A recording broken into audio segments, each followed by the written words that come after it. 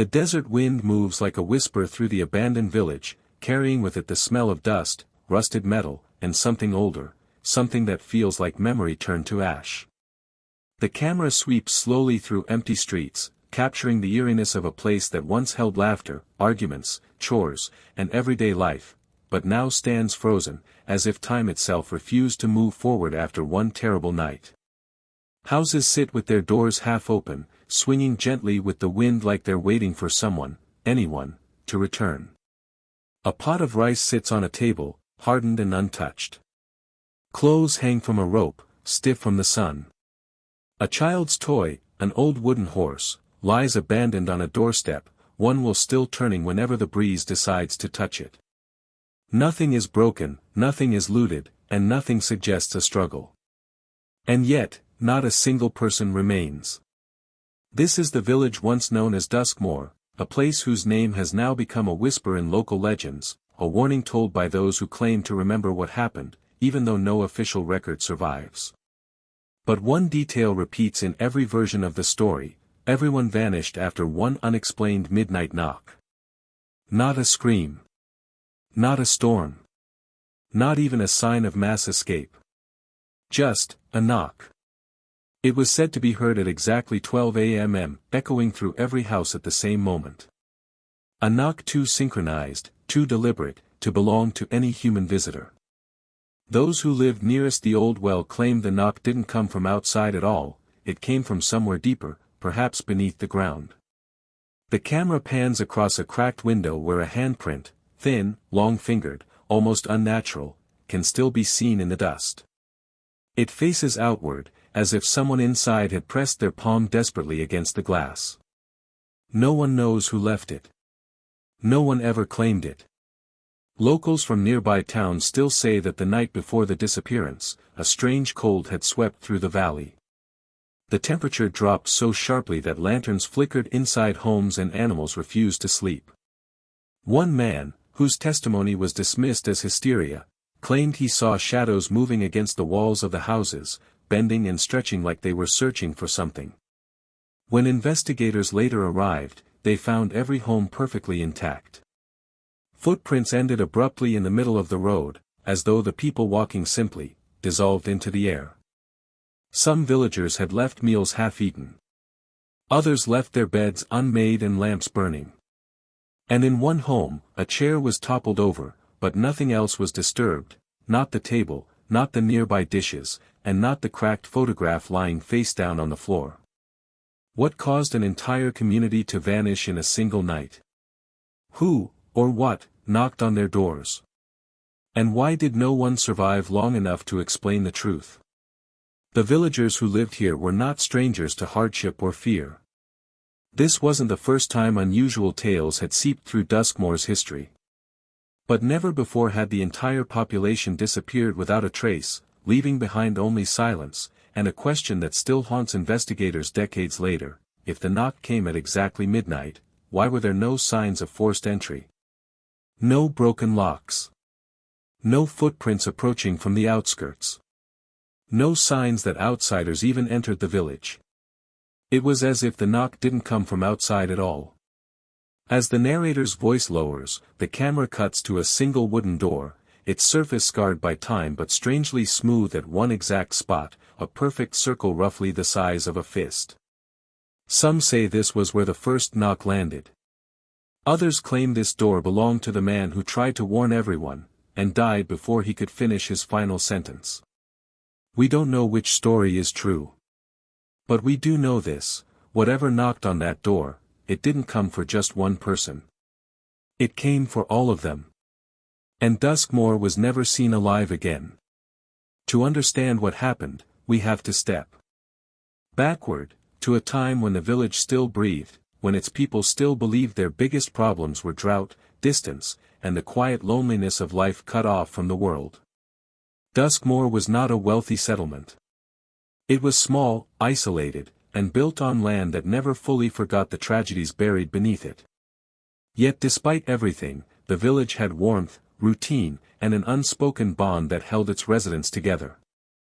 Children ran through narrow dirt paths, chasing each other beneath the shadow of aging rooftops. Elderly men gathered near the stone well every morning, sharing stories that drifted like smoke in the cold air. Women exchanged vegetables, herbs, gossip, and gentle arguments at the market stalls. Life here was simple, stagnant at times, but dependable. The village seemed frozen in an earlier century, untouched by modern noise or ambition. Electricity was unreliable. Mobile signals never reached this far. Most families still relied on oil lamps during long nights. For some, this isolation was a burden. For others, it was a shield from the rush of the outside world. Among the residents was a schoolteacher named Evelyn Harker, a quiet, observant woman who moved to Duskmoor after losing her husband in a mining accident. She taught a small group of children in a one-room schoolhouse at the edge of the village. She loved the simplicity of her work, the chalk dust on her fingers, the scent of old books, the soft laughter of children who believed the world was still gentle. Evelyn kept to herself, but she wrote frequently in her personal journal, entries that investigators would later discover tucked in a drawer, each page a fragile relic of Duskmoor's final days. Alongside her lived Jonas Reed, a former soldier returning home after years of conflict. He carried scars both visible and hidden. Jonas often walked the perimeter of the village late at night, restless, searching for a quiet he never quite found. Most residents viewed him with sympathy, though a few whispered that war had changed him too much. There was Mara Linton, a grieving mother who had lost her teenage son months earlier to a sudden illness. Her sorrow clung to her like a second skin. She was known for wandering the fields at dusk, speaking softly into the wind as if calling someone back home.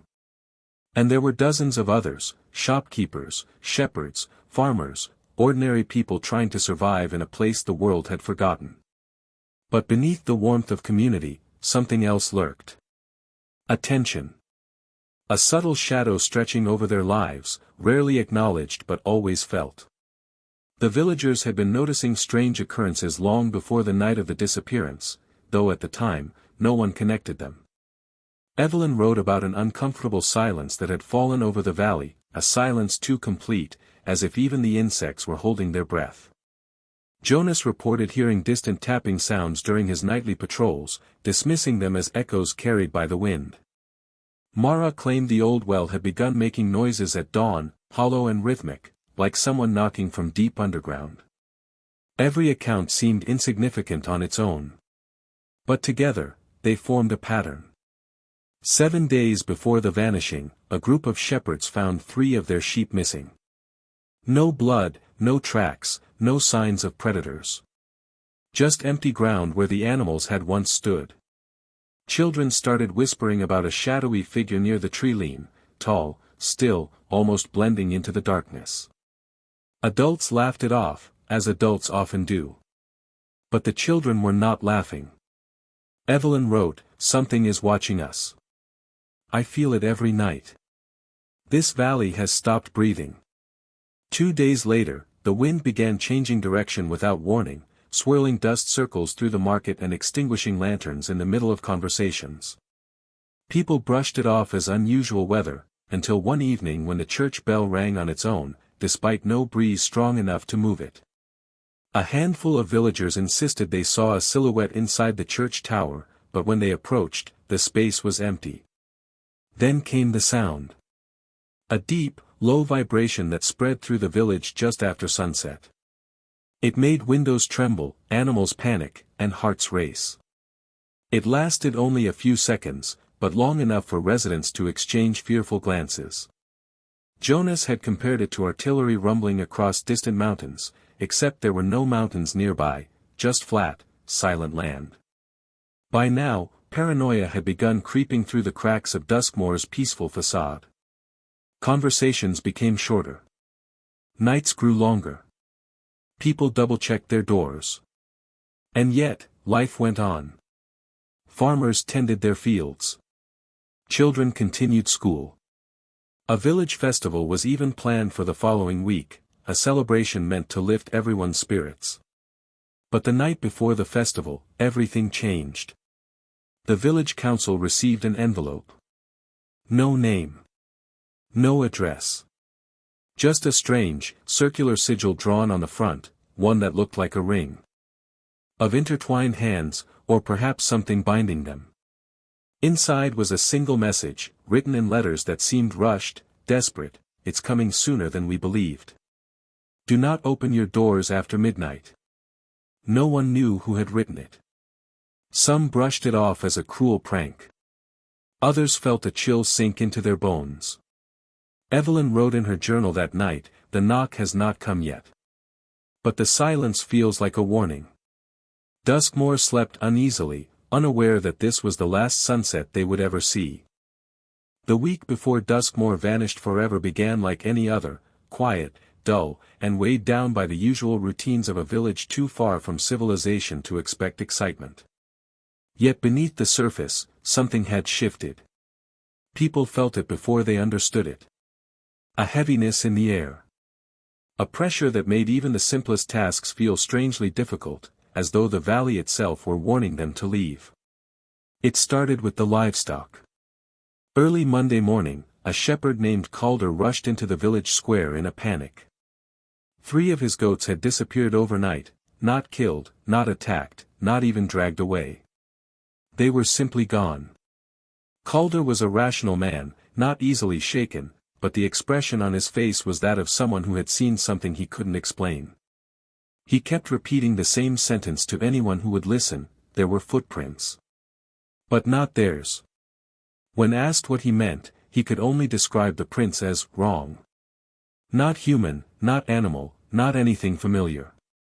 Larger than a man's hand, but narrow, with elongated marks at the end like the tips of fingers rather than toes. Investigators later dismissed this as hysteria, but the villagers who saw the prints before the morning wind erased them knew better. Something had walked through their fields that night. Something deliberate. Something that knew how to avoid leaving a trace. The next strange event came on Wednesday. Children in Evelyn Harker's school began complaining about tapping sounds on the walls during lessons. At first, Evelyn assumed it was a prank, the kind children play when boredom gets the better of them. But the tapping continued even when she approached the walls. She placed her ear against the old wooden boards and felt a vibration, faint but rhythmic, like knuckles rapping from the other side. She asked Jonas Reed to inspect the schoolhouse. Jonas searched every inch of the perimeter, checked the foundation, and even climbed onto the roof. There was nothing. No loose planks, no animals nesting nearby, nothing that could produce a sound so precise and consistent. Before leaving, Jonas told her quietly, "If it happens again, don't ignore it." There was something in his voice, an unease he tried to hide but couldn't. The tapping did happen again. That night, at her home. And the next. By Thursday, the atmosphere in Duskmore had grown dense with unspoken fear. People began to avoid going out after dark. Lanterns stayed lit longer. Whispered conversations filled the gaps between chores. The old church bell, which had not been rung for weeks, began swinging lightly at odd hours, not with force, but as if touched by a hand that barely grazed it. The wind played tricks too. It blew cold during midday, warm after sunset, and carried with it faint murmurs that residents tried to dismiss as imagination. But Mara Linton heard something clearer, her son's voice calling her name from the edge of the fields. She ran toward it, stumbling through knee-high grass, tears blurring her vision, until she reached the boundary of the village. There was no one there. Just silence. And the feeling of being watched. She didn't sleep that night. As fear spread, the village council convened an emergency meeting. People crowded into the hall, demanding explanations, answers, reassurance, anything. The council members struggled to calm the crowd, insisting the strange events were coincidences, tricks of weather, or misunderstandings caused by anxiety. But even they could not hide their concern. Then the anonymous warning letter arrived. The envelope lay at the center of the long wooden table, untouched at first. No one wanted to be the one to open it. When Councilman Barrett finally sliced it open with trembling hands, the room fell into an unnatural stillness. Just a single sentence. Just one warning. It's coming sooner than we believed. Do not open your doors after midnight. People exchanged frightened glances. Someone shouted that it must be a prank, but no one truly believed that. They had. All felt the growing unease, the strange pressure, the quiet terror lurking beneath their everyday lives. The symbol on the envelope, an intricate circle of interlocking shapes resembling hands, or chains, was unlike anything anyone recognized. Evelyn copied it into her journal later, noting it made her chest tighten, though she couldn't explain why. The council voted to increase nightly patrols. Jonas was put in charge. He accepted the task without hesitation, but deep inside he felt that whatever was coming could not be held back by watchful eyes or lantern light. And he was right. On Friday, the village experienced its most disturbing incident yet. A farmer named Harold awoke before dawn to the sound of soft knocking. At first, he thought someone was at his door. But the sound came from behind him, from the wall just inches from his bed. Slow, deliberate taps, spaced evenly apart. He froze, listening. The knocks grew louder, more insistent, until the entire room seemed to pulse with each impact. He ran outside, shouting for help. Neighbors gathered, lanterns flickering in their hands. But when they entered his home, the knocking had stopped. All that remained was a single handprint on the inside of the wall, embedded deep into the wood, as if pressed by something unbearably strong. That was the moment people stopped pretending the danger was imaginary. By Saturday, the village felt like a hollow shell filled with dread. Mothers called their children indoors earlier than usual. Doors stayed bolted. Dogs refused to go outside at night. Every sound made people jump, the creak of wood, the rustle of leaves, the distant howl of wind. Evelyn walked through the market that afternoon and noticed how quiet everyone had become. Conversations that once carried laughter now consisted of hushed exchanges and quick glances over shoulders. Even the children seemed subdued, refusing to play near the well where they once spent hours. Jonas patrolled every corner of Duskmore that evening, lantern in hand, his shadow stretching long across the ground. He felt it more clearly than ever, the sense of being observed, stalked, measured. Something was circling the village. Something patient. Something waiting for the right moment.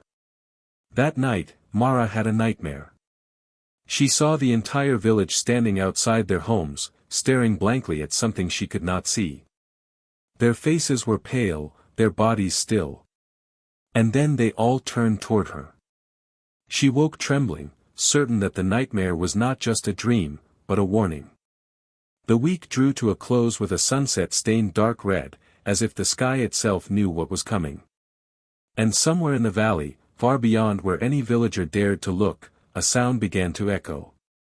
A slow, measured knock. The night Duskmore vanished began with an unsettling calm. The kind of stillness that presses against the skin, coating the air like invisible ash. No wind. No insects. No distant calls of night birds. It was as if the valley were holding its breath, waiting for something to unfold. Jonas Reed sensed it first. He stood alone near the old church, lantern in hand, scanning the empty streets. Usually by this hour he'd hear dogs barking or see lanterns flickering behind windows. Not tonight. The village looked abandoned even before it truly was. Every home sealed shut, every shadow unnervingly still. Somewhere deep in his chest, Jonas felt a familiar tightening, the same feeling he used to get moments before an ambush in the war. He whispered into the darkness, "Something's wrong," though no one was around to hear him. Inside her small cottage, Evelyn Harker sat at her desk, journal open, pen trembling between her fingers. She tried to write, but every sound, every creak, every shift of wood, made her flinch. She kept glancing at the clock on her wall. The hands crept dangerously close to midnight. Her final journal entry read, "If fear has a sound, it is silence. Something is near us, around us, pressing in. I don't know what we will face tonight. But I feel it coming. She set down her pen just as the temperature in the room dropped sharply. Frost began forming on the rim of her lamp, crawling across the glass like thin white veins. She inhaled shakily. This wasn't normal. This wasn't weather. In another home across the square, Mara Linton struggled to calm her shaking hands. She clutched her son's old jacket, pressing it against her chest as if holding him again. For days she had felt his presence, soft whispers at the edge of her hearing, footsteps outside her window, shadows that didn't fit the moonlight. But tonight felt different. Tonight felt final. She locked her door. Then double-locked it. Then pushed a chair against it, knowing deep inside that none of it mattered. In the center of Duskmore, the clock tower chimed 11:59. Jonas froze. Evelyn held her breath. Mara whispered a prayer. And then, 1 minute later, the knock came. It didn't come from a single house. It didn't come from a direction anyone could point to. It came to every home at once. A single, heavy knock. It echoed through the village like a pulse. Evelyn stumbled back from her door, her heart pounding wildly. She stared at the wooden frame, waiting for a second knock, hoping it wouldn't come. Her breaths turned to mist in the freezing air. She tried to yell for help, but her voice refused to leave her throat. Mara pressed her hand over her mouth to stifle a scream. The knock had felt like it struck directly against her bones. She clung to the jacket tighter, rocking back and forth as tears blurred her vision. Jonas reacted instinctively. He raised his lantern and sprinted toward the nearest home, shouting for people to stay inside. But as he ran, another knock echoed, then another, each louder, more forceful, more synchronized than the last. It was no longer a knock. It was a mechanical, rhythmic summoning. 3 knocks.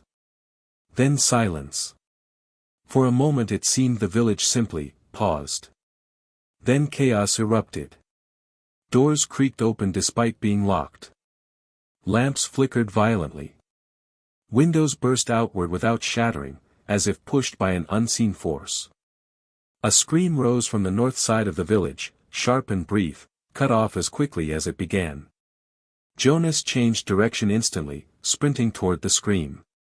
But the fog rolled in faster than he could move, thick, unnatural fog that crawled through the streets like a living creature. It clung to his lantern, dimming the light until only a faint orange glow remained. "Hello?" he called, voice cracking. "Who's there? Answer me." But the fog didn't answer. It only shifted.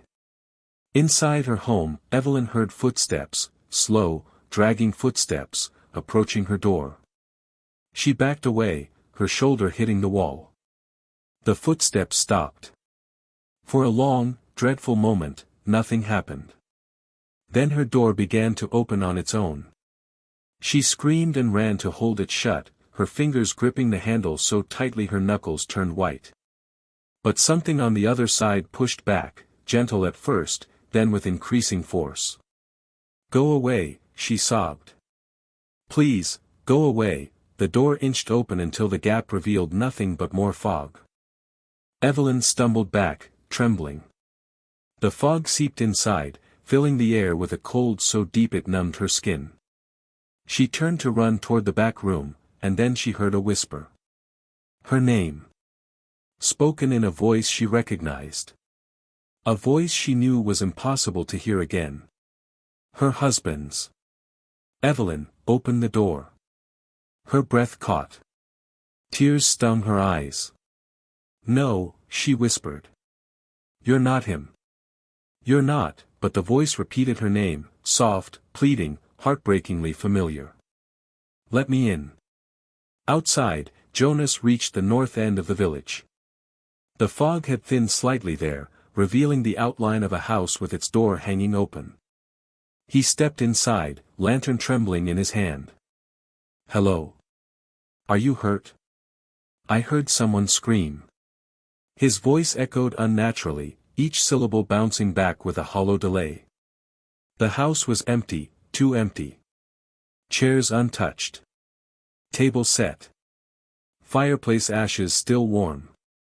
Then he noticed the footprints, barefoot, human-looking, but distorted.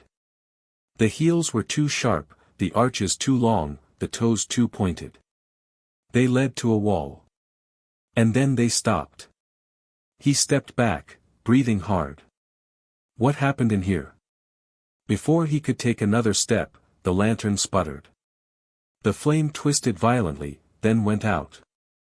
Jonas was swallowed by darkness. A noise rose around him, like whispering, but wet, unnatural, as if breath were passing through water instead of air. He stumbled backward, hands shaking as he tried to relight the lantern. Then he heard it. A second scream, this one closer. Female. Terrified. Evelyn. He ran. Fog whipped past him as he sprinted through the streets, every step heavy, every breath burning. He reached her house and slammed into the door with his shoulder, forcing it open. The house was filled with fog, swirling around him like smoke from an unseen fire. "Evelyn," he shouted. "Where are you?" No answer. Only the sound of something brushing against the floorboards. He raised his lantern, finally relit, and caught a glimpse of movement at the end of the hall. Something tall. Thin. Its limbs too long. And then, a scream ripped through the house. Not human. Not animal. Something else. Jonas turned toward the sound, and everything went dark. In the morning, when investigators arrived, they found the village silent. Every door stood open. Every lamp had burned out. Every meal left unfinished. And not a single resident remained. Only the footprints. Only the handprints on the walls. Only the fog lingering in patches like fading mist. Whatever had knocked that night, had taken everything. And it had left nothing behind. When the authorities first entered Duskmore, they expected tragedy, illness, mass poisoning, a natural disaster, anything that could be described with familiar vocabulary. What they stepped into was something else entirely. The village felt wrong the moment their boots touched the dirt road. As if the air itself resisted their presence. As if whatever had emptied the village still lingered, watching. Detective Rowan Hale led the investigative team, a man known for stubbornness, precision, and a past he didn't speak about unless pressed. The scars on his right hand told their own story, one he tried not to remember. Missing person cases weren't new to him. But an entire village disappearing overnight. That was something no training manual could prepare him for. The team approached the first house cautiously. The door was wide open, swaying slightly even though there was no wind. Inside, the air was stale, carrying the faint scent of extinguished oil lamps and something else, cold, metallic, almost like iron. A cup of tea sat on the table, still half full. Steam had long faded, but the liquid was darkened by dust settling over hours. A chair was knocked slightly askew, but not in a way that suggested panic. More like someone had stood up abruptly and never returned. "Signs of evacuation?" one officer asked. Hale shook his head. "Evacuations leave trails. Footprints. Carriages. Wheel marks. Something. This," he gestured around the untouched kitchen. "This is abandonment with no direction." As they moved deeper into the home, they found a second oddity. The bed was unmade, but the sheets were not thrown aside in hurry. Instead, they appeared marked by deep depressions, as though someone had lain down, and simply vanished out of existence. Hale touched the blankets. They were cold. Very cold. Almost unnaturally cold. "Why is it freezing in here?" the officer whispered. Hale didn't answer. His attention was fixed on the window, more specifically, the strange handprint in the dust. It was shaped like a human hand, but elongated, with fingers slightly too long, the palm slightly too narrow. He crouched and examined it closely. "No signs of forced entry," he murmured. "No broken locks. No shattered glass. Yet every door in this place is open. The first contradiction. Outside, technicians began photographing the streets. Something bothered everyone immediately: the footprints scattered along the ground. Some were normal. Human. Bare feet, boots, slippers. But others were incomplete. Half-formed, stretched, like impressions made by something that didn't weigh enough to press firmly into the earth. Several prints simply stopped mid-stride, as if the person walking had evaporated between one step and the next. The team pressed on. At Evelyn Harker's house, Hale found the journal. Pages filled with fear, dread, and descriptions of strange noises. He flipped through the entries, his brow tightening at the sequence of events leading up to the disappearance. The tapping sounds. The cold temperatures. The anonymous letter. The rising panic in her writing. Then he reached the final page. The ink was smeared, as if written by a trembling hand. Words ran together at the edge, the last sentence abruptly ending mid-stroke. He whispered it under his breath, "I feel it outside my door." No signature. No closure. Just silence. Before he could process the weight of the entry, another officer called out from the hallway. "Detective. You need to see this." Hale followed the voice into Evelyn's living room. The officer pointed to the wall. Embedded deep into the wood was a handprint. Not dust. Not residue. A physical indentation, 5 fingers pressed so forcefully into the surface that the wood fibers had splintered outward. Hale swallowed hard. The pressure required to leave a mark like that was inhuman. He traced the indentation with his gloved fingers. "Something was inside this house," he said quietly. "And whatever it wasn't human." The second contradiction. The investigators split into pairs, documenting each home. The pattern repeated: partially eaten meals, beds unmade, chores left mid-step. In one home, a broom lay across the floor as if dropped suddenly.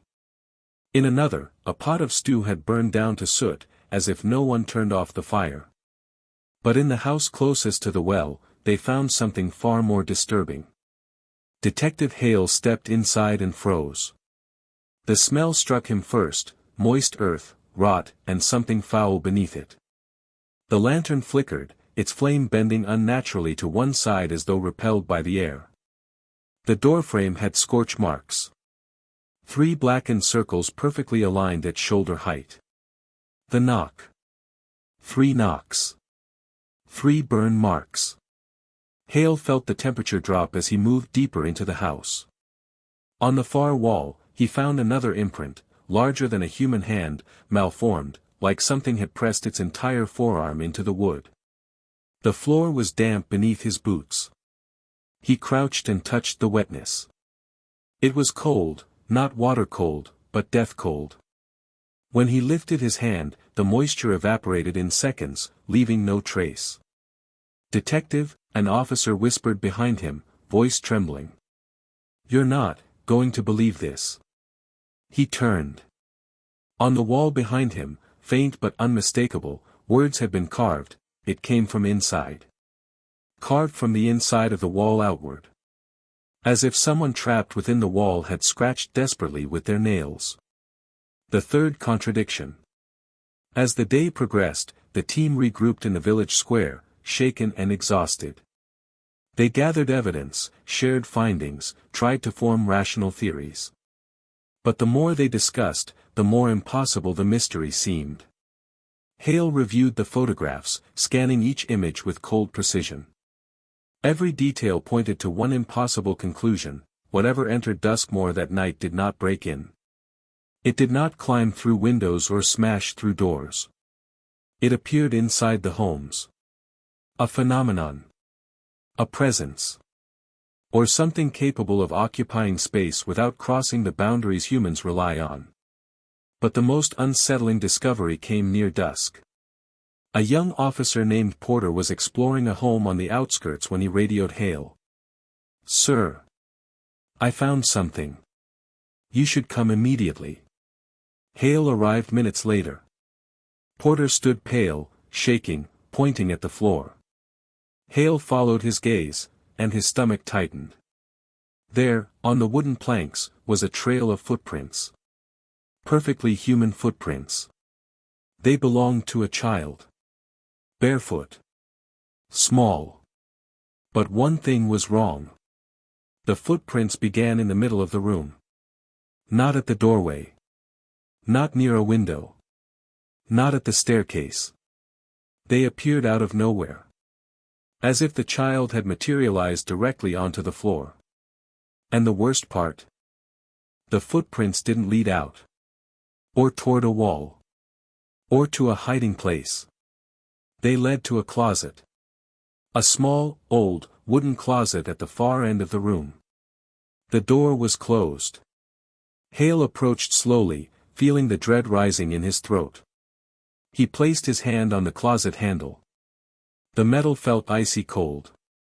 He opened it. There was nothing inside. Just darkness. And a faint smell of smoke. But carved into the backboard of the closet, in tiny, shaky handwriting, was a message: "It knocks first." Hale closed the door, his heartbeat pounding against his ribs. The villagers hadn't fled. They hadn't been abducted by force. They hadn't even resisted. They had been summoned. Synchronized. Targeted. Taken. Whatever force knocked that night had moved through Duskmore with intention. And Detective Rowan Hale knew, with cold certainty, that this was only the beginning of the truth, not the end. 3 days after the investigation began, Hale learned something the villagers of Duskmore had taken great pains to hide: not everyone had vanished that night. 3 residents, 3 pieces of a broken puzzle, had survived only because they were nowhere near the village when the midnight knock came. Their names were whispered with a mixture of guilt and suspicion by neighboring townspeople: Lydia Harrow, Samuel Pike, and Oliver Bram. They had all returned separately, each carrying their own burdens, their own secrets, and their own memories of a village that no longer existed. Hale found Lydia first. She sat alone in a roadside in miles from Duskmore, a cup of untouched tea cooling beside her trembling hands. Lydia had left the village the day before the disappearance to visit her sister in a nearby town. She returned at dawn after receiving a strange feeling she couldn't describe, an ache in her chest, a sense that something terrible had already taken root. When Hale approached her, she didn't greet him. She didn't stand. She simply whispered, "I should have been there." Her voice was raw, cracked from days of crying. Hale sat across from her. "Tell me what you remember." She looked past him, eyes empty. "Remember? I wasn't there. That's the problem. They were alone. All of them. And I should have been with my family." He waited silently for her to continue. Finally, she inhaled shakily and said, "But I did hear something." Hale leaned forward. "What?" She closed her eyes, her throat tightening. "Just before dawn. I heard knocking. Soft. Far away. Like it was echoing inside my skull. I thought I was dreaming." He scribbled notes quickly. "And it came from where? Which direction?" She hesitated. "From everywhere. And nowhere." Hale felt a chill travel through him. "Did you open the door?" Lydia shook her head violently. "No. I couldn't move. I felt, watched. Like something was waiting on the other side." Her confession ended with tears. Hale gently closed his notebook. This wasn't just testimony, it was trauma. He left Lydia with a heavy heart and traveled to meet the second survivor, Samuel Pike.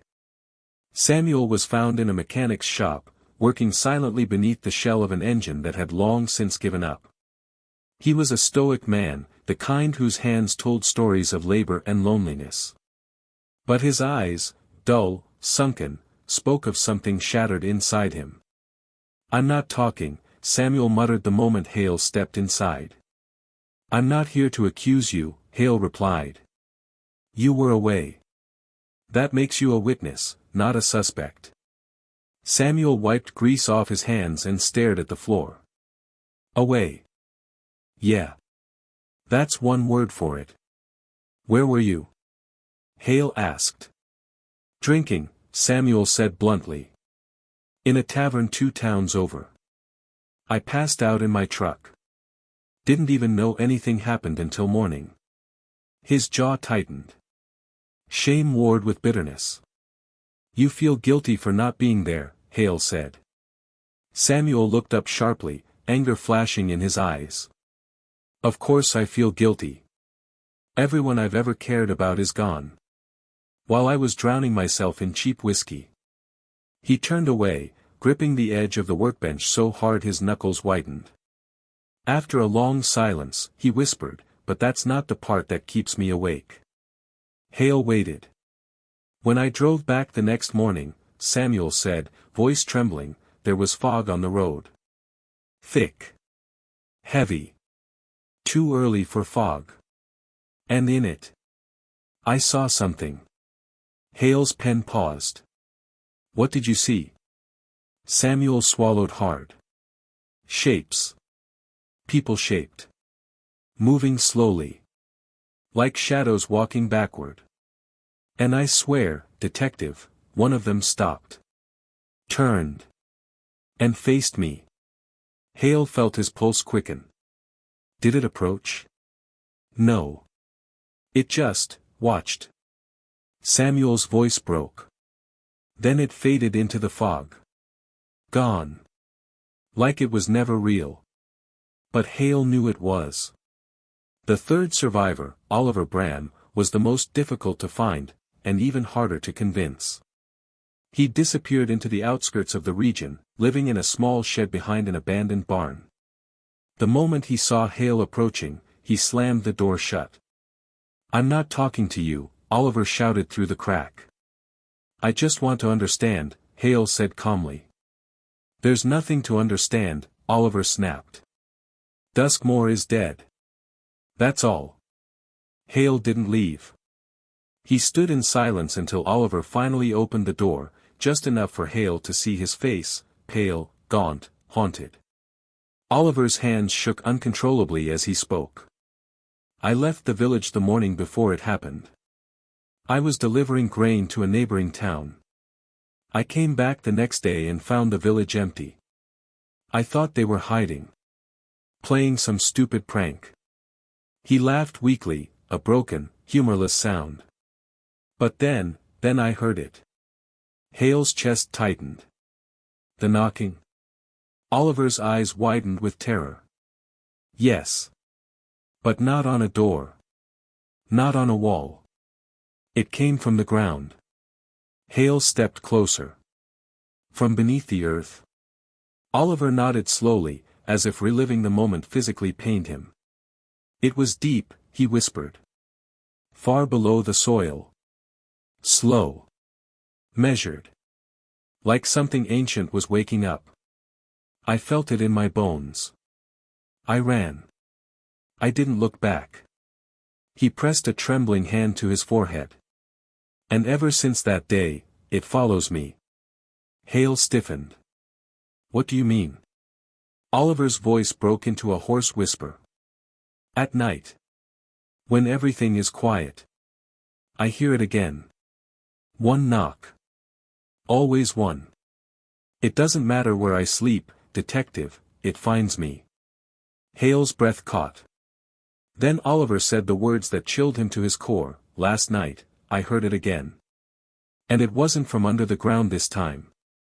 It was at my door. Hale stepped back, uneasy, scanning the area around the shed. The air felt heavier now. The shadows darker.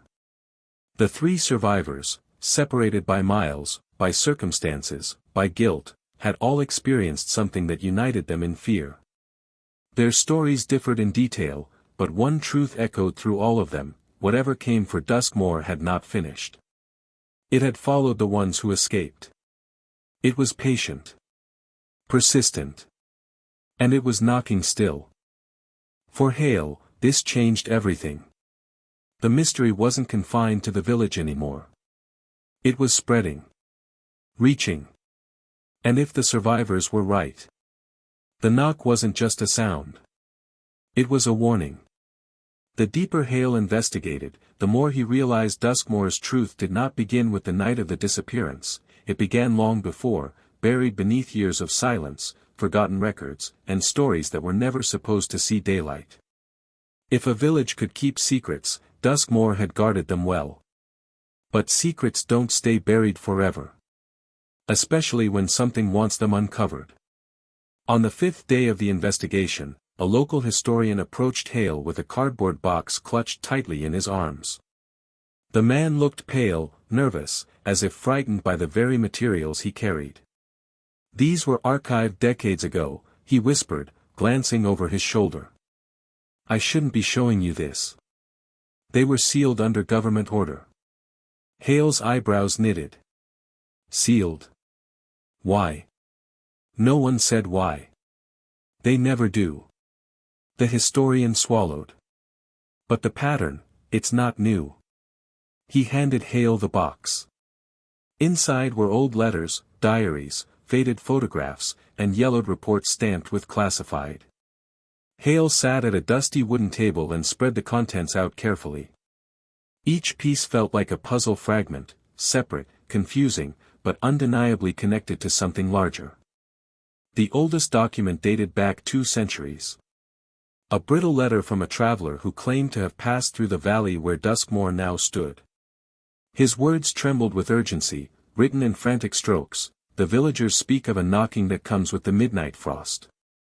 They say those who hear it thrice are taken by the shadows beneath the earth.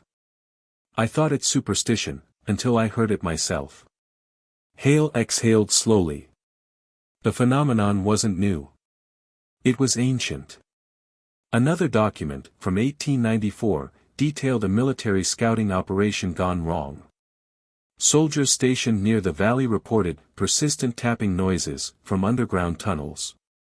Several men fled in panic, claiming to have heard voices calling their names from inside the rock walls.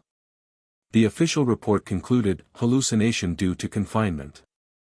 But Hale had seen enough cases to know when the truth was being intentionally softened. He turned to a stack of personal letters next. Many were from families who had once lived in the region but abruptly moved away. Their reasons were vague, but a few contained chilling hints. We heard it again last night. The knock grows louder every winter. Do not stay past sundown. One letter stood out. A mother describing her child's nightmares. She wakes screaming that someone is knocking from under the floor. She says they know her name. Hale's stomach tightened. Oliver Bram had said nearly the same thing. The next set of documents were the most disturbing. Diaries belonging to a long-forgotten local priest. His writings described rituals once performed to seal the valley, rituals meant not to banish an evil presence, but to restrain it. The priest wrote, "It does not break in. It awakens within. It rises where silence is deepest." Hale closed the diary, feeling the weight of centuries pressing against his chest. But then, at the bottom of the box, he found something unexpected, a bundle of radio transmission logs from a small government research station that existed near the valley in the 1970s. The station had been abruptly abandoned, leaving behind cryptic messages. One transmission read, "Subterranean vibration detected at midnight hours. Frequency consistent. Rhythm resembles human knocking." Another, recommendation, initiate protocol N13. Do not engage with the source. Then a final message, sent only once, it has breached the lower chamber. We cannot contain the resonance. Hale repeated the phrase under his breath. Resonance. The knock wasn't just a physical sound. It was a frequency. A force. A presence. He flipped through Evelyn Harker's journal again. The tapping at the schoolhouse. The cold air. The unnatural silence. All signs pointing to something that seeped into the environment, something that could move through walls, floors, soil, and perhaps even people. But it wasn't until Hale reached the last folder in the box that the full horror began to take shape. Inside were letters exchanged between two government officials shortly after the research station closed. The letters were heavily censored, but one line managed to slip through the redacted ink: Duskmore's location is unfortunate. If the anomaly reactivates, the residents must be relocated before a full event occurs. Relocated. But no relocation had ever happened. Which meant the government knew something was coming, and did nothing to stop it. Hale clenched the letters in frustration. Responsibility weighed on his mind, not just as an investigator, but as a human being trying to understand how an entire community was left defenseless against something they could neither see nor comprehend.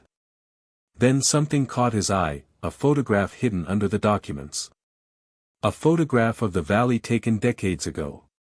In the image, the land looked barren, untouched, except for a large circular depression in the center, like an enormous imprint left by something massive pressing down into the earth.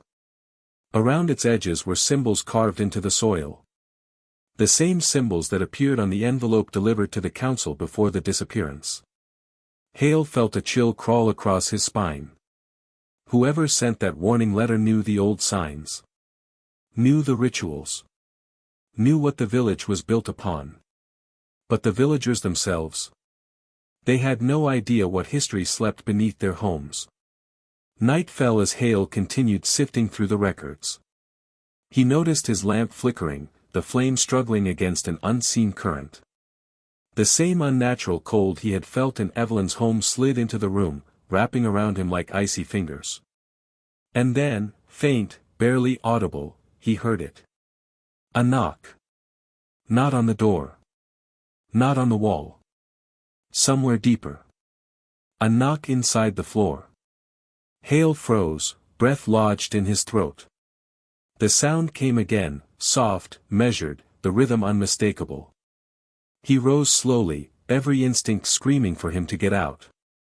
But his legs felt heavy, as if the ground itself were holding him in place. A third knock echoed beneath the floorboards. Then silence. Hale stood trembling, staring at the documents around him, documents that were supposed to stay hidden, sealed, forgotten. And now he knew why. The truth was not just buried in the past. It was still alive.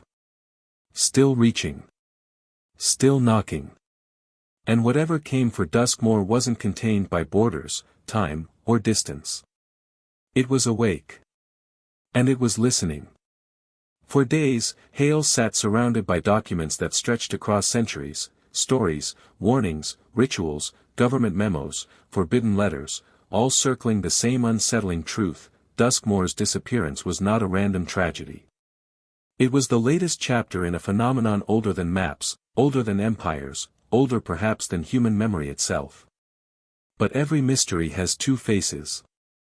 For every scientific theory, there was a myth. For every folkloric tale, there was a pattern in the real world. And the deeper Hale dug, the more the line between legend and evidence began to blur. He began with the old folklore. The historian who provided the classified documents returned with a leather-bound book, ancient and brittle, its pages on the verge of disintegration. Hale opened it carefully. Inside were handwritten accounts of the valley's earliest settlers, families who had fled to the region seeking refuge from war. Their journals described a land that was too quiet, a silence so complete it felt unnatural. One entry read, "The earth here is hollow with memory. At night it whispers. At midnight it knocks." Hale flipped through page after page filled with references to an entity the settlers called the Visitor. According to legend, the Visitor traveled between worlds, not walking through forests or fields, but moving through spaces where sound itself could resonate. Some stories described it as a spirit, others as a guardian, others still as a creature that punished those who disturbed sacred ground. But one detail appeared in every version: it announced itself with a single knock.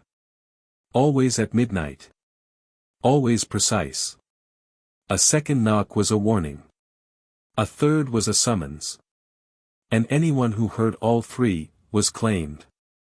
The next set of folklore came from traveling merchants who avoided the valley altogether. They spoke of echoes that do not belong to the living, of shadows that moved without light, of a presence that grew stronger in the cold. One older tale said, "It does not open doors. It opens what lies beneath." That line echoed in Hale's mind for hours. He switched next to the scientific reports, hoping for something concrete, something he could rely on when folklore drifted into superstition. The research station logs were dense with measurements, charts, frequency readings, geological surveys, and mysterious coded notes. But one consistent pattern kept appearing: subterranean vibration. Always at midnight. Always rhythmic. Always in 3 beats. The researchers initially believed the vibrations were caused by seismic anomalies or underground water movement. But seismic activity had never been recorded in the region, and the valley had no significant water channels beneath it. One scientist speculated that the valley might contain enormous caverns, spaces capable of creating echo phenomena that mimic knocking. But his notes ended abruptly with, amplitude increasing. Pattern seems intentional. Another wrote, "We observed resonance interacting with human auditory nerves. The sound is not merely heard, it is felt." This struck Hale deeply. It explained why survivors described the knock as echoing inside their bones, why Lydia had heard it from miles away, why Oliver's knocks followed him regardless of where he ran. But the third scientist's final entry offered something far more chilling: resonance may be adaptive, reactive, possibly conscious. Conscious. A word that shifted everything. If the phenomenon was conscious, then it wasn't random. It wasn't geological. It wasn't even mechanical. It was an intelligence interacting with the environment, and with people. Hale found himself unable to ignore the possibility that the knock was not a natural event but a form of communication. Or worse, a method of access. He turned next to the priest's diaries from the 1800s. The priest described rituals designed not to banish the visitor, but to suppress it, rituals involving symbols carved into the soil, chants performed at dusk, and fires lit to disrupt resonance patterns. One passage read, "We cannot destroy what is beneath. We can only keep it sleeping. If the knocking begins again, the valley will be lost." Why had the rituals stopped? Why had no one warned the modern villagers? Had the knowledge simply faded, or been erased? Hale searched for answers in more recent records. The government memos mentioned Protocol N-13, but the files were so heavily redacted that only fragments remained legible.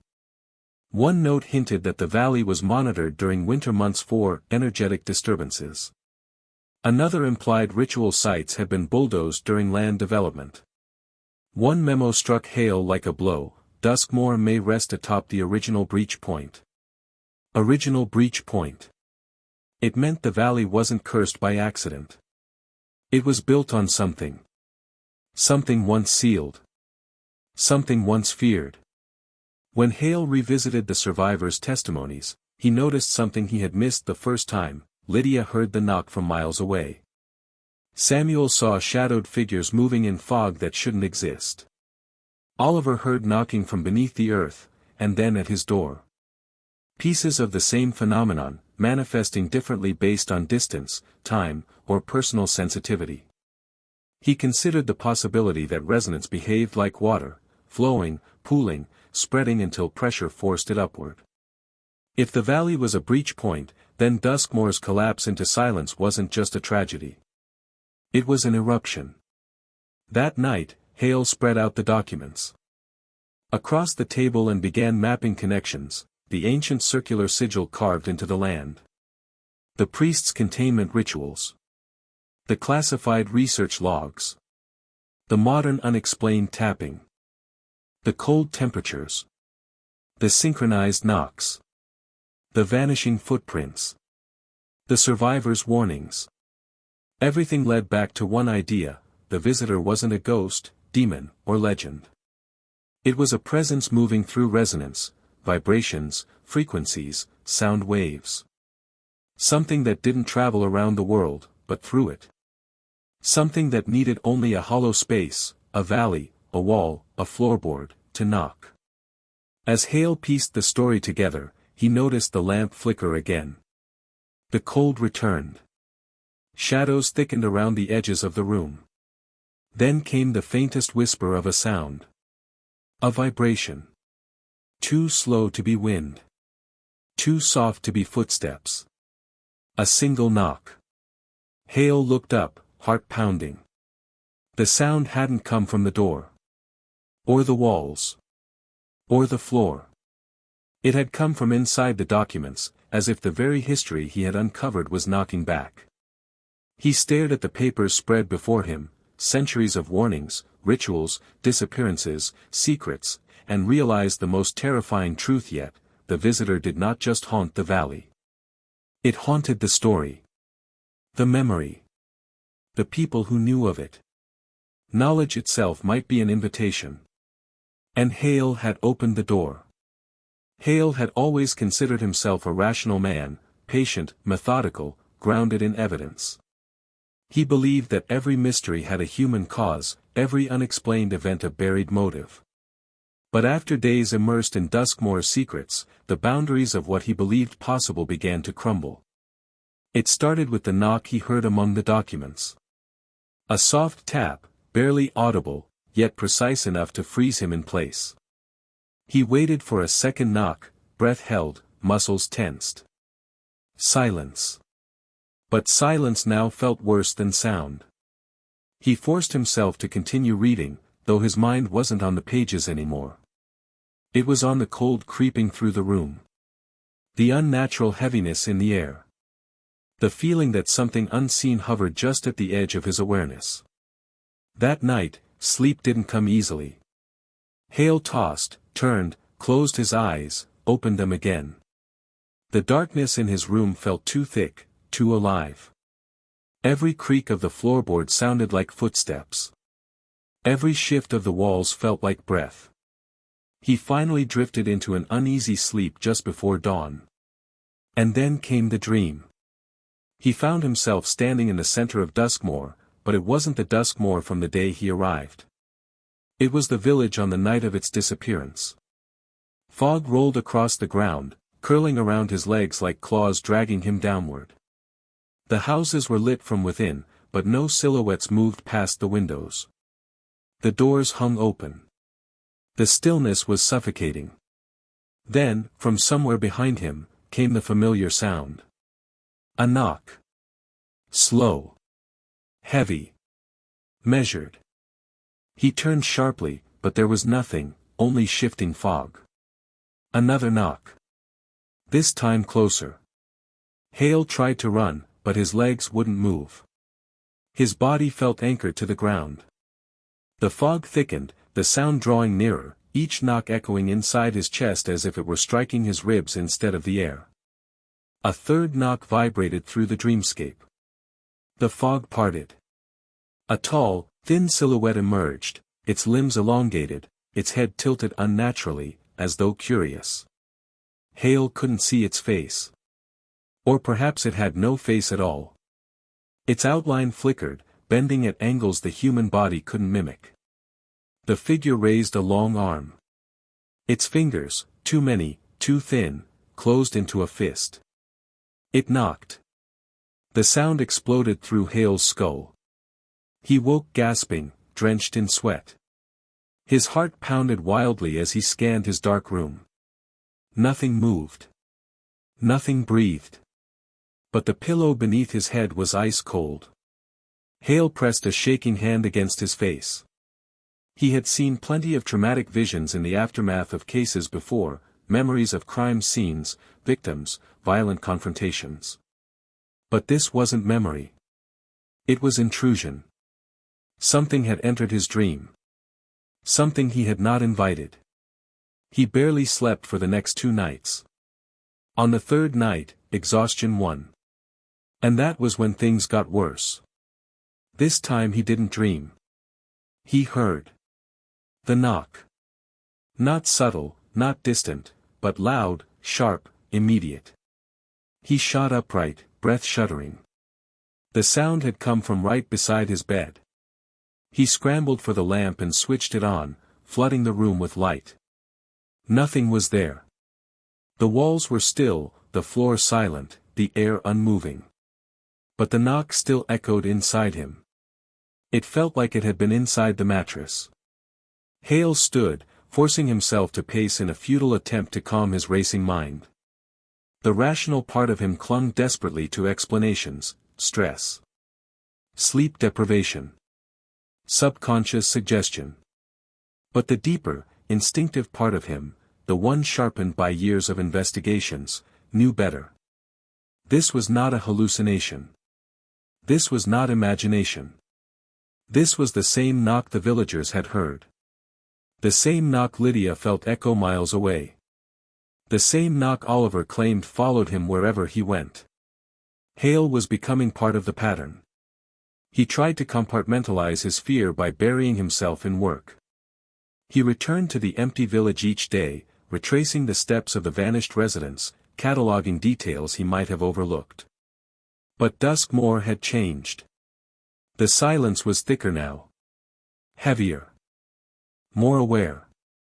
At least once an hour, Hale caught movement out of the corner of his eye, shadows shifting where no shadows should be, shapes standing too still, too tall, then disappearing when he turned.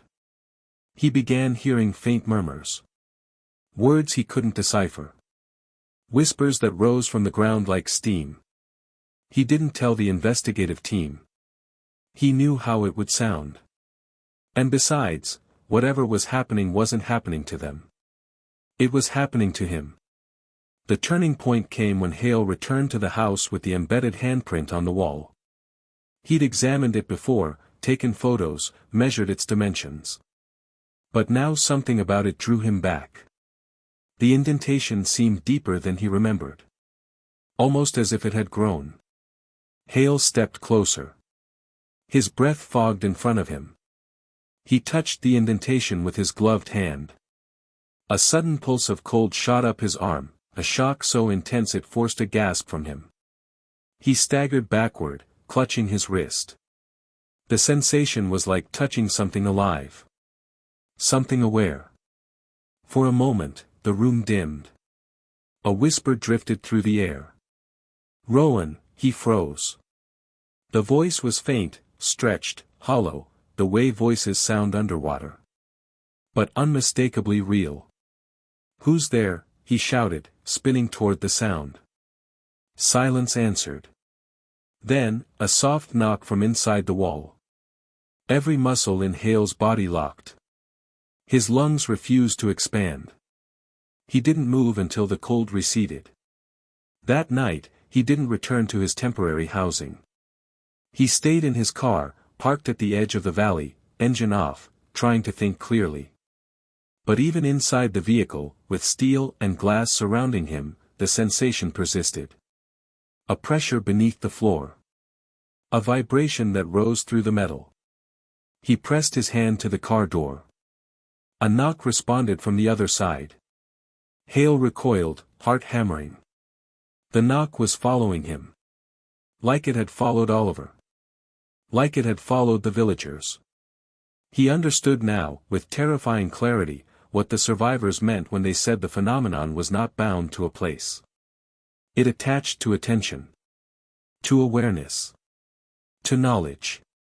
The more Hale learned, the more he listened, the more he tried to understand, the closer it came. By the end of the week, Hale was barely recognizable. His eyes were sunken, sleepless. His hands trembled when he held his notebook.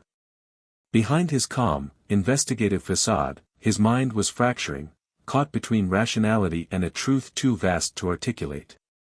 On the seventh night, he sat alone in the dark, unable to sleep, unable to think of anything except the knock. Midnight approached. The seconds stretched. And then, someone knocked on his door. Once. A perfectly measured strike. Hale's blood ran cold. He stared at the door, frozen, breath trapped in his throat. Another knock. Louder. Closer. Hale rose slowly, each step toward the door feeling heavier, as if gravity itself resisted him. The air grew freezing, the light dimming around the edges of the room.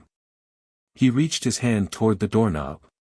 And then he heard it, not outside, not inside, but right next to his ear.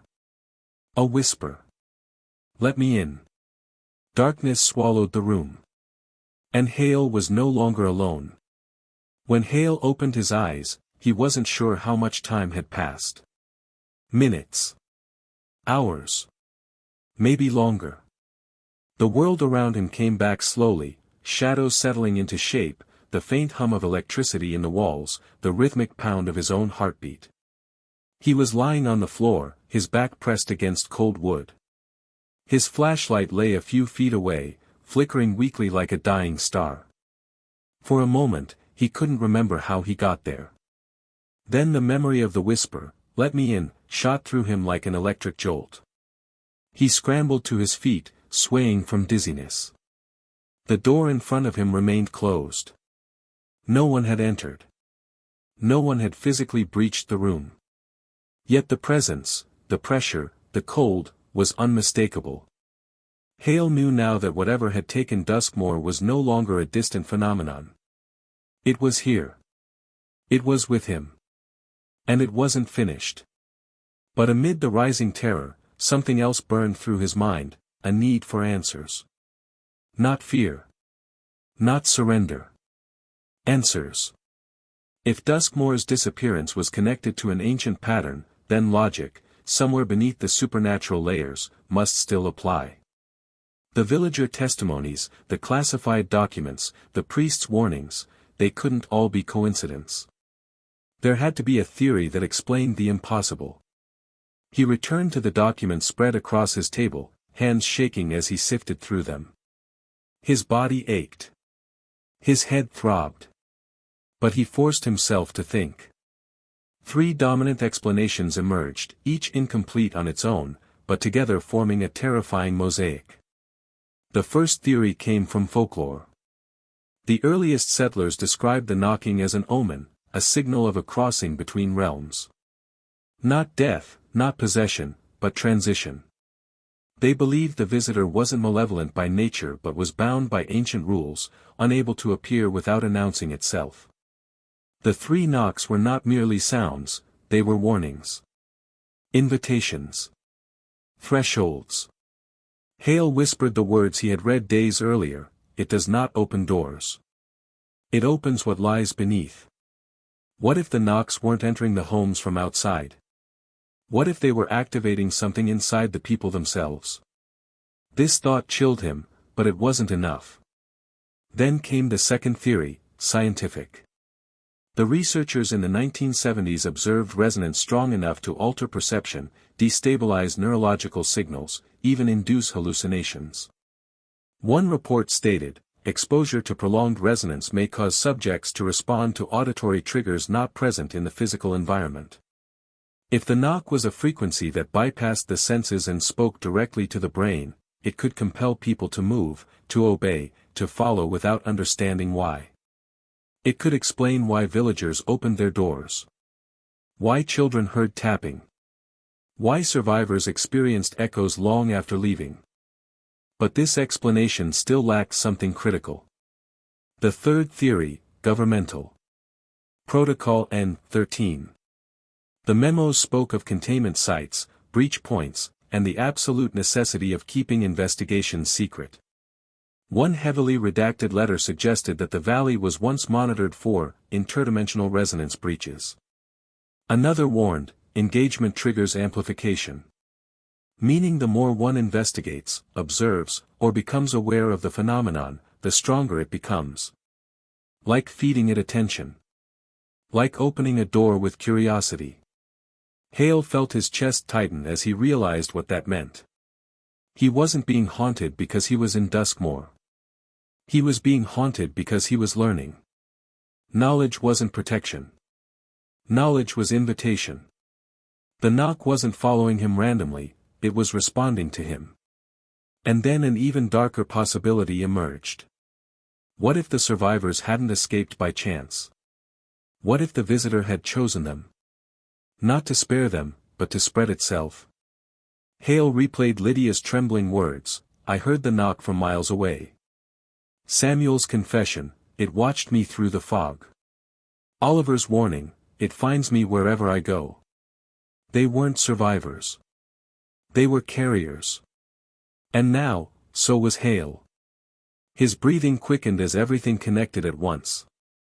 The visitor wasn't tied to a location, it was tied to awareness.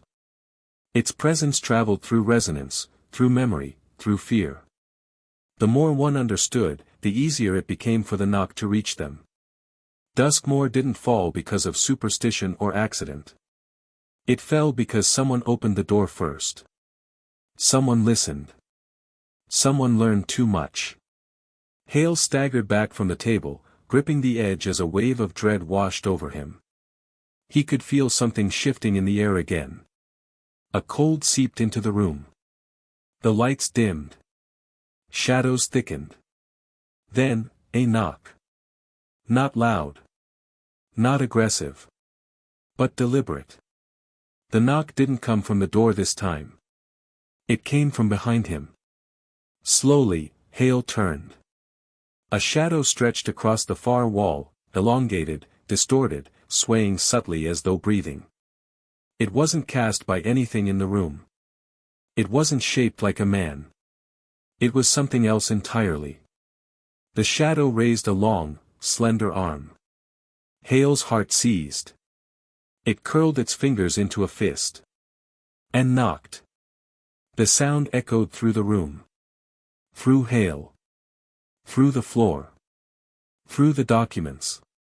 Through everything he had uncovered. The temperature dropped instantly. The lights went out. Hale was swallowed by darkness. In that moment, he understood the final truth the records had hinted at but never fully revealed: the visitor didn't need to destroy villages. It didn't need to invade physically. It only needed to be acknowledged. And Hale had acknowledged it more than anyone in decades. The shadow moved closer. Its edges flickered like candle smoke. Its voice, if it was a voice at all, whispered from everywhere and nowhere. "You opened the door." Hale stumbled backward, knocking over boxes, papers scattering around him like shattered memories. "No," he gasped.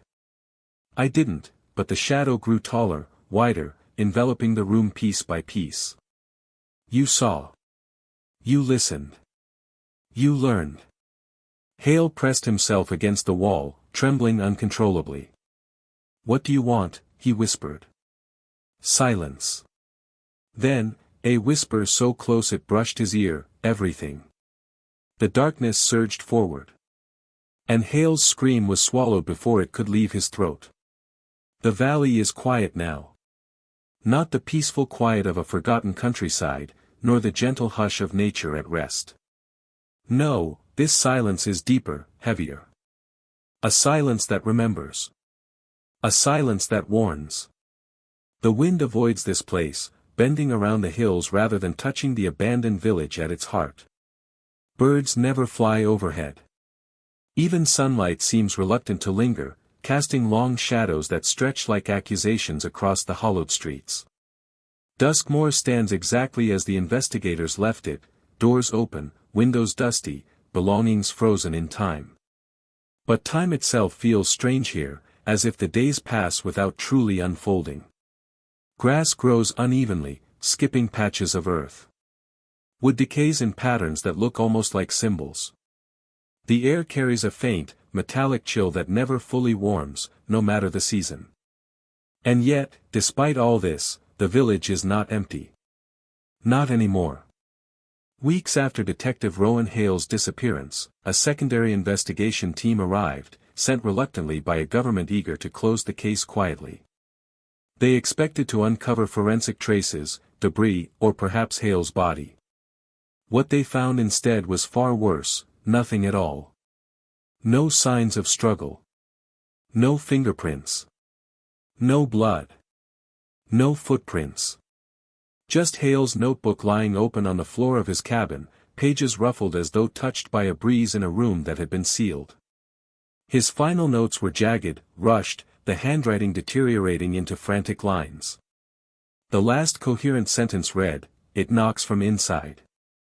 Below it, the ink dragged downward, as if the pen had been pulled from his hand mid-stroke. The team searched for days, but the valley resisted them. Electronic equipment malfunctioned. Radios hissed with static. Cameras captured only blurred shapes where shadows shouldn't be. Several investigators reported headaches, dizziness, and a strange ringing in their ears. One described hearing a faint tapping beneath the floorboards of the old schoolhouse. Another swore he saw a girl standing at the edge of the well, her figure dissolving when he blinked. A third refused to return after claiming something whispered his name from behind a locked door. Yet no official report mentioned these incidents. The government sealed the findings under another layer of redaction and ordered the valley closed indefinitely. But word travels. And the story did not stay buried. Hikers passing through nearby trails claim they hear knocking at night, echoing across the hills in perfect rhythm. Locals speak of a cold draft that creeps into their homes exactly at midnight, no matter how tightly the windows are shut. Travelers who mistakenly approach the valley boundary say they feel watched, observed by something just out of sight. One witness, a journalist who attempted to document the ruins, fled after recording a strange sound on her microphone. When she played it back, it wasn't the rustling of wind or the creaking of abandoned houses. It was a knock. Followed by her own voice whispering, "Let me in." She swears she never spoke those words. Perhaps the most unsettling account comes from a truck driver who passed through the region one early morning. His route took him within a mile of Duskmoor's entrance. The fog was thick, unnaturally thick, and as he slowed his vehicle, he noticed shapes moving inside it. Human shapes. Dozens. Walking slowly, without sound, their outlines distorted as if seen through rippling water. He honked his horn, panicking. The shapes stopped. Every one of them turned toward him. He slammed his foot on the accelerator and didn't stop driving until sunrise. He refuses to take that route now. He refuses to talk about what he saw. But his story aligns with others, accounts of figures in the fog, of knocks that appear in empty houses, of voices speaking in familiar tones. Some believe the villagers of Duskmoor never truly died. They exist somewhere between presence and absence, trapped in the resonance that claimed them. Others believe these shapes are not the villagers at all, but echoes, reflections, projections of something far older. The visitor. A force that does not walk, but reverberates. Does not speak, but vibrates. Does not enter from outside, but emerges from within. The valley is not haunted by ghosts. It is haunted by memory. By sound. By the imprint of something that carved its existence into the land, the people, and now, the story. And the story continues to spread. Online forums discuss unexplained knocks in distant towns. Video recordings show doors trembling without wind. Families wake to the sound of someone knocking on their wall from the inside. Some ignore it. Some flee their homes. Some open the door. Those who open it are never seen again. Hale's notes, smuggled out by an unknown whistleblower, circulate quietly beneath layers of internet anonymity. His final theory, pieced together from centuries of scattered evidence, has become the closest thing to understanding: the knock is not an attack. It is a threshold. A boundary between the world we inhabit and whatever lies beneath the skin of reality. When enough people pay attention, the threshold weakens. When someone listens too closely, the knocking grows louder. When someone opens the door, the visitor steps through. And it is stepping more often now. Some nights, locals swear they see faint lights flickering in the abandoned homes. Sometimes footsteps appear where no person has walked. Sometimes voices echo across the valley, calling names of people long dead. No one dares approach. No one dares answer. But the village stands. Waiting. Listening. And if you were to walk into Duskmoor today, past the cracked church bell, past the empty well, past the house's frozen midlife, you might hear it too. A sound beneath the earth. A sound inside the walls. A sound behind you when you are certain you are alone. A knock. Soft at first. Patient. Curious. And if you stay long enough to hear the second knock, you will not hear the third. Because by then, the door will already be open. And the visitor will be waiting on the other side of the silence.